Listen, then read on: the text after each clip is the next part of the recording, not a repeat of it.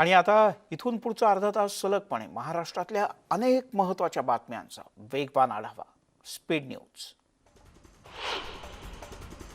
ST कर्मचाऱ्यांनी मंत्रालयाच्या समोर आत्मदहनाचा प्रयत्न केला. अंगावर रॉकेल ओतून कर्मचाऱ्यांनी स्वतःला पेटवून घेण्याचा प्रयत्न केला. एसटी महामंडळाचं राज्य सरकारमध्ये विलिनीकरण व्हावं या प्रमुख मागणीसाठी एसटी कर्मचाऱ्यांचं आंदोलन सुरू आहे. आता कर्मचारी आपल्या मागण्यांसाठी अधिकाधिक आक्रमक होत चालले आहेत.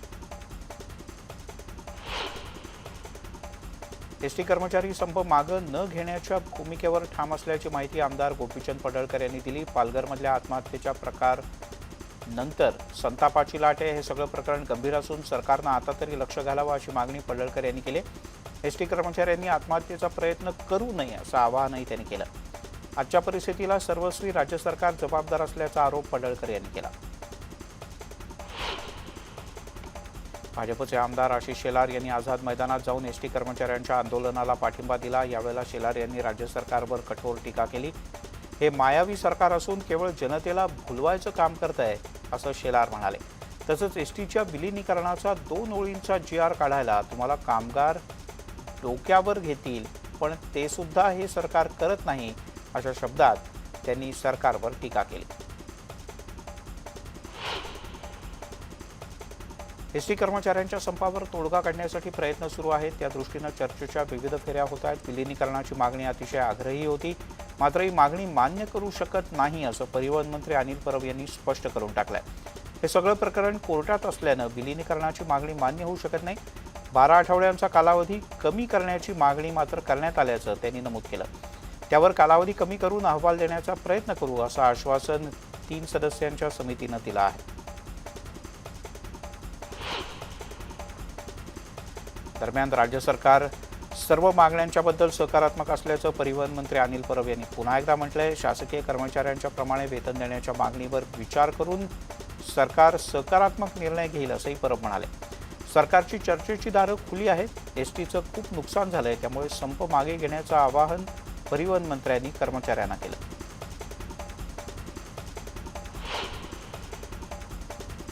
राज्यभरातील एसटी कर्मचारी गेल्या 7 दिवसांपासून संपावर गेल्यानं बस स्थानकं आणि सगळ्या परिसरात शुकशुकाट आहे. या संपाचा परिणाम बस स्थानकावर असलेल्या छोट्या मोठ्या व्यावसायिकांना सुद्धा बसला आहे. प्रवासी नसल्यानं बस स्थानकावर व्यावसायिकांचा व्यवसाय पूर्णपणे ठप्प आहे. या संपावर लवकरात लवकर तोडगा निघावा अशी अपेक्षा बस स्थानकातल्या या छोट्या छोट्या व्यावसायिकांनी व्यक्त केली. अकोल्यामध्ये एसटी कर्मचाऱ्यांचं आंदोलन सुरू असून आज अकोल्यातील तृतीयपंथी आराधी जोगती या संघटनेनं कर्मचाऱ्यांनी पुकारलेल्या राज्यव्यापी संपाला पाठिंबा जाहीर केला. एसटी कर्मचाऱ्यांना लवकरात लवकर सरकारी कर्मचारी म्हणून सेवेत समाविष्ट करून न्याय द्यावा अशी मागणी त्यांनी केली. एसटी महामंडळातील वरिष्ठ अधिकाऱ्यांनी निलंबित केलेल्या सर्व कर्मचाऱ्यांना पूर्ववत कामावर घ्यावं अशी मागणी सुद्धा यावेळेला करण्यात आली. एसटी महामंडळाच्या कर्मचाऱ्यांच्या आंदोलनाला 13 दिवस पूर्ण झाले, पण अद्याप त्याची दखल घेतली जात नाही आणि ही चिंताजनक गोष्ट असल्याचं या तृतीयपंथीयांच्या संघटनेनं म्हटलंय.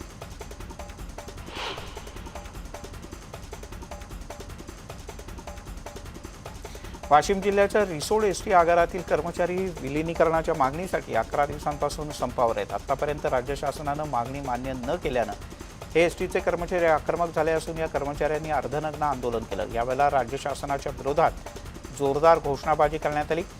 यानंतरही जर मागण्या मान्य झाल्या नाहीत तर याहून तीव्र आंदोलन करण्याचा इशारा कर्मचाऱ्यांनी दिला.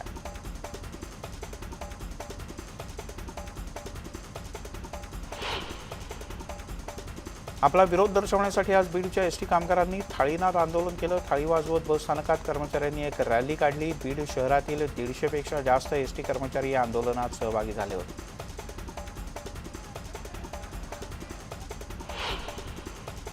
सांगलीमध्ये आता एसटी सुरू झाली. एसटी प्रशासनाकडून शहरी बस वाहतूक सुरू करण्यात आली आहे. यात एसटी कर्मचारी कामावर रुजू झाले, त्यामुळे एसटीकडून बस सेवा सुरू करण्यात आली आहे. मिरज आणि सांगली आगारातून काही बस आज सुरू करण्यात आल्या.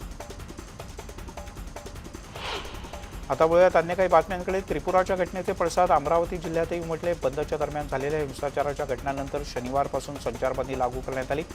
पुढचे 3 दिवस इंटरनेट सेवा सुद्धा बंद असणार आहे.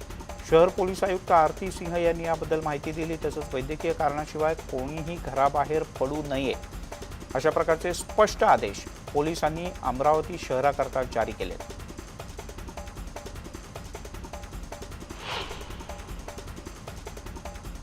अमरावतीमधली परिस्थिती सध्या नियंत्रणात आहे। जिल्ह्याच्या ग्रामीण भागात प्रामुख्याने अचलपूर, परतवाडा, चांदूर बाजार, वरुड, अंजनगाव या तालुक्यांमध्ये संचारबंदी लागू करण्यात आल्याची माहिती जिल्हा पोलीस अधीक्षक अविनाश बारगळे यांनी दिली।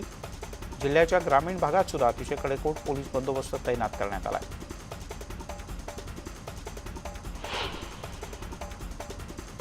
महाराष्ट्रातील अमरावती, नांदेड, मालेगाव या ठिकाणी मोठ्या प्रमाणात हिंसाचार झाला। या अनुषंगाने मुंबई पोलीस सतर्क असून मुंबईत कुठल्याही प्रकारचा अनुचित प्रकार होऊ नये म्हणून पोलीसही रस्त्यावर उतरले।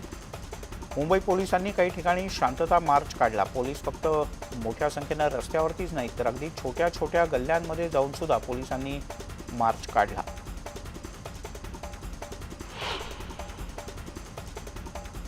वाशिम जिल्ह्यातील कारंजा शहरामध्ये त्रिपुराच्या घटनेबद्दल मोर्चा काढण्यात आला होता। या दरम्यान किरकोळ घटना घडल्या। त्या पार्श्वभूमीवर वाशिम शहरासह जिल्ह्यातल्या सर्व भागात कडक पोलीस बंदोबस्त तैनात करण्यात आला आहे। अतिरिक्त पोलीस कुमक तैनात करण्यात आली आहे। तसंच वाशिम शहरासह कारंजा, रिसोड इथे रूट मार्च करण्यात आला। जिल्ह्यातील नागरिकांनी कायद्याचं उल्लंघन न करता शांतता राखावी असं आवाहन जिल्हा पोलीस अधीक्षक बच्चन सिंह यांनी केलं आहे। गडचिरोली जिल्ह्यामध्ये पोलिसांनी या वर्षातील मोठी कारवाई केली। शनिवारी झालेल्या चकमकीमध्ये पोलिसांनी तब्बल 26 माओवाद्यांना ठार केलं। 3 वर्षातील ही सर्वात मोठी कारवाई आहे। ग्यारापत्तीच्या जंगलामध्ये पोलीस आणि माओवादी यांच्यात चकमकी सुरू झाल्या अशी माहिती पोलीस अधीक्षक अंकित गोयल यांनी दिली। 2018 मध्ये कसनासूर बोरियाच्या चकमकीमध्ये 38 माओवादी ठार झाले होते। त्यानंतरची ही सगळ्यात मोठी कारवाई मानली जाते।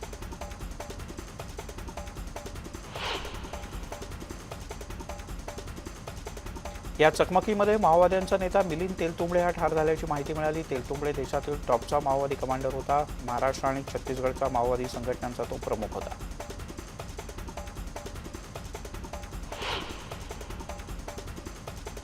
उत्तर गडचिरोली जिल्ह्यामध्ये माओवादी कारवायांचं नेतृत्व करणाऱ्या 2 जहाल माओवाद्यांचा खात्मा करण्यात आला आहे। मृतकांमध्ये कंपनी दलम 4 कमांडर लोकेशसह डीव्हीसी सदस्य महेश गोटा याचाही समावेश आहे।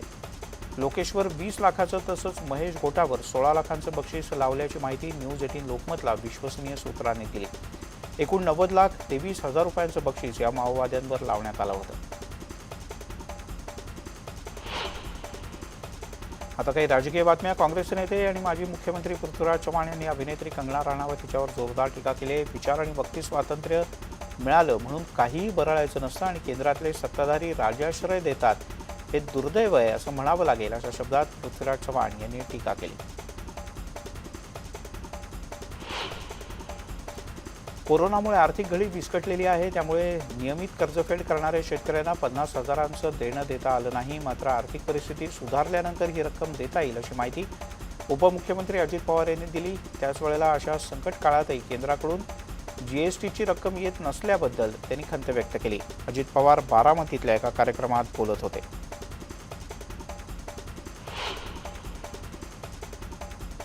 कोरोनामुळे 1.5 वर्षांपेक्षा जास्त काळ बंद असलेलं मत्स्यालय अखेर सुरू झालंय। रत्नागिरीतलं हे मत्स्यालय पर्यटकांच्या आकर्षणाचं केंद्र आहे। सुमारे 90 प्रकारचे मासे आणि 55 फुटी देवमाशाचा सांगडा तसंच 60 वर्षांच्या कासवापासून ते समुद्राशी निगडीत बऱ्याच गोष्टी पर्यटकांना इथे पाहता येतात।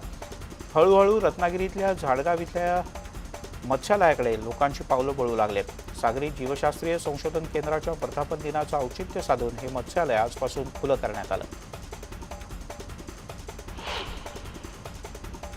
कार्तिकी एकादशी सोहळ्यासाठी श्री विठ्ठल रुक्मिणी मंदिर फुलांनी आकर्षक पद्धतीनं सजवण्यात आलंय। पुण्यातील विठ्ठल भक्त राम जांभूळकर हे दरवर्षी फुलांची सजावट करत असतात। यंदा त्यांनी 5 टन फुलं सजावटीसाठी आणली आहेत। यामध्ये झेंडू, अस्टर, शेवंती, गुलाब, जरबेरा, ऑर्किड, लिली, कामिनी, तुळशी, तगर आणि गुलछडी या फुलांचा समावेश आहे।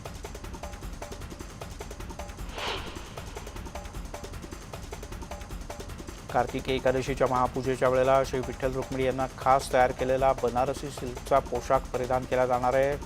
विठ्ठलाला निळ्या रंगाची अंगी आणि सोनेरी पितांबर तर रुक्मिणी मातेला पैठणी परिधान केली जाणार आहे। औरंगाबादमधले भाविक जुगल किशोर वर्मा यांनी हा पोशाख तयार केला आहे। उद्या पहाटे श्री विठ्ठल रुक्मिणी शासकीय महापूजा असणार आहे। उपमुख्यमंत्री अजित पवार आणि दर्शन रांगेतील मानाचे वारकरी यांच्या हस्ते ही पूजा होणार आहे।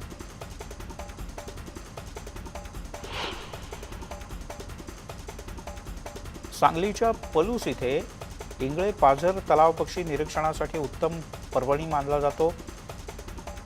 तलाव परिसरात देशविदेशातले पक्षी आवर्जून दाखल होतात. 50 पेक्षा जास्त प्रकारचे पक्षी सांगलीमध्ये सध्या पाहायला मिळतात. धान तिरचिमणी, तांबूस शेपटीचा चंडोल, सामान्य तुतारी, पांढरा, पिवळा, करडा, धोबी अशा बऱ्याच प्रकारच्या पक्ष्यांनी सध्या इथे तळ ठोकला आहे. महाबळेश्वरची स्ट्रॉबेरी आता थेट मावळात पिकू लागले. उर्से गावातील शेतकरी प्रदीप धामणकर यांनी स्ट्रॉबेरीचं पीक मावळात घेण्याचा अनोखा प्रयोग यशस्वी केला. या प्रयोगाला आता आंतरराष्ट्रीय बाजारपेठेत देखील स्थान मिळालंय.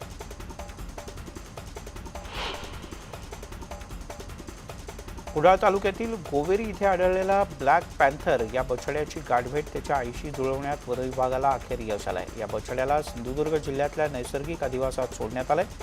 यासाठी वन्यजीव संस्थेनं मोठ्या प्रमाणात सहकार्य केलं.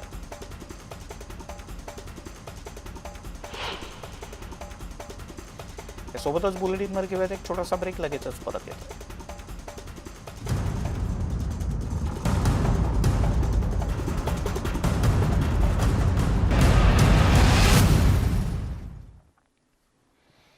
आपण पाहताय न्यूज 18 लोकमत आणि आता अन्य काही महत्त्वाच्या बातम्यांचा वेगवान आढावा.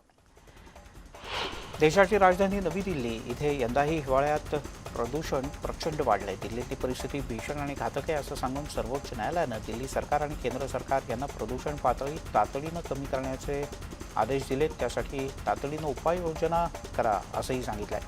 स्थिती सुधारण्यासाठी वाहनांवर बंदी किंवा टाळेबंदी करण्याचा विचार करता येईल असंही न्यायालयानं सरकारला स्पष्ट सुचवलं.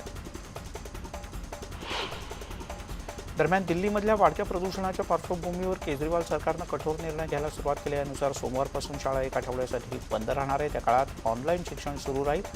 तसंच सरकारी कार्यालय देखील बंद राहणार असून सगळ्यांना वर्क फ्रॉम होमचे आदेश देण्यात आले. T20 क्रिकेट स्पर्धेच्या अंतिम सामन्यामध्ये ऑस्ट्रेलिया आणि न्यूझीलंड आमने-सामने आहेत. आता 2020 जेतेपदावर कोण नाव कोरतं याकडे सगळ्या जगाचं लक्ष लागलंय.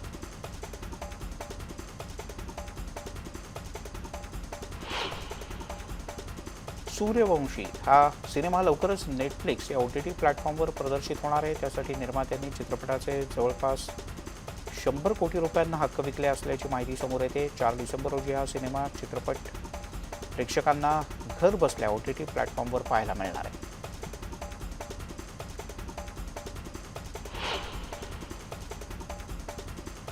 या बुलेटिनमध्ये इथेच थांबूया. ताज्या बातम्यांसह न्यूज 18 लोकमतवर सुरूच राहील.